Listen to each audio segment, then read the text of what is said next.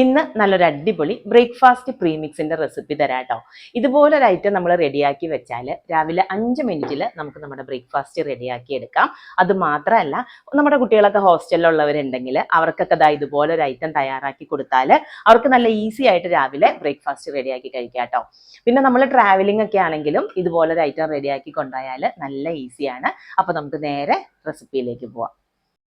അപ്പോൾ അതിനായിട്ട് നമുക്ക് ആദ്യം തന്നെ കുറച്ച് സാധനങ്ങളൊന്ന് വറുത്തെടുക്കണം. അതിനായിട്ട് ഞാനിവിടെ നെയ്യും വെളിച്ചെണ്ണയും കൂടെ ചേർത്താണ് കേട്ടോ എടുക്കുന്നത്. ഏതാണ്ട് ഒരു 5 സ്പൂണിനടുത്ത് നെയ്യും 5 സ്പൂണിനടുത്ത് തന്നെ വെളിച്ചെണ്ണ എടുക്കുന്നുണ്ട്. അതിലേക്ക് ഒരു 1.5 സ്പൂണോളം കടുകിട്ട് പൊട്ടി വരുമ്പോൾ ഒരു 3 സ്പൂണോളം കടലപ്പരിപ്പും 3 സ്പൂണോളം ഉഴുന്നുപരിപ്പും ചേർക്കുന്നുണ്ട് കേട്ടോ.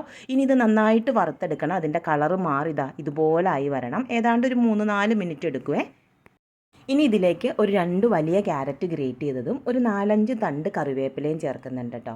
ഇനി ഇത് നന്നായിട്ട് തന്നെ വെള്ളം വറ്റിച്ചെടുക്കണം. ക്യാരറ്റിലെ വെള്ളമൊക്കെ നന്നായിട്ട് വറ്റി ഇതുപോലെ ആയി കിട്ടണം. ഒരു മീഡിയം ഫ്ലെയിമിൽ ഏതാണ്ട് ഒരു 4 മിനിറ്റ് നേരം തന്നെ വഴറ്റിയെടുക്കണേ.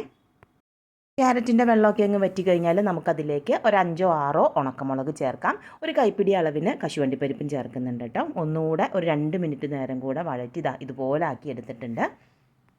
ഉണക്കമുന്തിരിയുടെ ടേസ്റ്റ് ഇഷ്ടമുള്ളവർക്ക് ഒരു കൈപ്പിടി അളവിന് ഉണക്കമുന്തിരി കൂടെ ചേർത്ത് കൊടുക്കാം കേട്ടോ. ഇനി നമുക്കിതിലേക്ക് റവ ചേർക്കാം. ഞാൻ 1 കിലോ ആണ് റവ ചേർക്കുന്നത്. നമ്മൾ ഈ ഉപ്പുമാവിൻ്റെ പ്രീമിക്സ് ഉണ്ടാക്കാൻ റവ എടുക്കുമ്പോൾ തരി കൂടുതലുള്ള റവ എടുക്കണം കേട്ടോ. അതാണ് ഉപ്പുമാവിന് എപ്പോഴും നല്ലത്. റവ ചേർത്ത് കഴിഞ്ഞാൽ വീണ്ടും ഒരു 15 മിനിറ്റ് നേരം തന്നെ ലോ ടു മീഡിയം ഫ്ലെയിമിൽ വെച്ച് റവ വറുത്തെടുക്കണം. റവ നന്നായിട്ട് തന്നെ വറുത്ത് നല്ല ക്രിസ്പി ആയിട്ട് കിട്ടണം കേട്ടോ.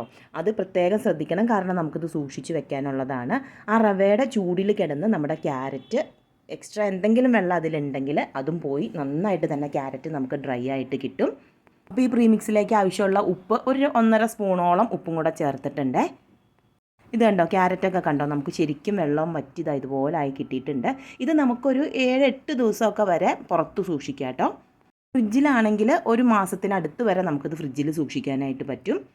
ഞാനിതുപോലെ ഓരോ ദിവസം എടുക്കാൻ ആവശ്യമുള്ളത് ഇതുപോലെ സെപ്പറേറ്റ് ആയിട്ട് അടച്ചെടുത്ത് വെക്കുകയാണ് കേട്ടോ ചെയ്യുന്നത്. ഇത് നല്ല കണ്ടെയ്നർ സെറ്റാണ് കേട്ടോ. ലിങ്ക് ഞാൻ ടാഗ് ചെയ്തേക്കാം. നമ്മൾ യാത്രയൊക്കെ പോകുമ്പോൾ ഇതുപോലെ ചെറിയ പാത്രത്തിനകത്താക്കി നമുക്ക് ആവശ്യമുള്ളത് എടുത്തുകൊണ്ട് പോയാൽ നല്ല ചൂടുള്ള വെള്ളം ഒഴിച്ച് ഒരു 15 മിനിറ്റ് നേരം ഒന്ന് അടച്ചു വെച്ചാൽ മതി. നമ്മൾ എന്തുമാത്രമാണോ മിക്സ് എടുത്തിരിക്കുന്നത് അതിൻ്റെ ഇരട്ടി വെള്ളം ഒഴിക്കാനായിട്ട് ശ്രദ്ധിക്കുക.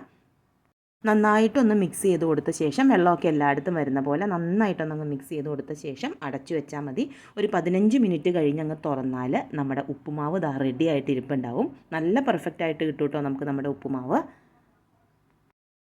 നമുക്കിതിനിപ്പോൾ വീട്ടിലുണ്ടാക്കി എടുക്കണമെങ്കിൽ സവോള വഴറ്റേണ്ടവർക്ക് സവോള വഴറ്റാട്ടോ. എന്നിട്ട് ഇരട്ടി വെള്ളം ചേർത്ത് വെള്ളം നന്നായിട്ട് തിളച്ചു വന്നാൽ നമ്മുടെ പ്രീമിക്സ് ഇട്ടിട്ട് നന്നായിട്ടൊന്ന് മിക്സ് ചെയ്ത് കൊടുത്ത് അടച്ചു വെച്ച് ഒരു 10-15 മിനിറ്റ് നേരം കഴിഞ്ഞാൽ തുറന്നാൽ മതി.